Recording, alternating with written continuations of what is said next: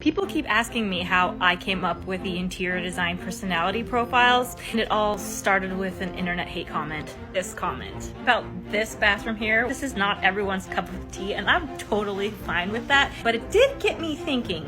This girl was thinking of something like this, which is fine. I just don't like it. I very much prefer this bathroom. There has to be a reason why I like that bathroom and she likes this bathroom, and I don't think either of us are wrong. Could that be related to personalities? Which then made me think of the book Quiet, which is about being an introvert or an extrovert. And she talks about trying to seek like this homeostasis where we're constantly pursuing the environment that makes us feel most at peace.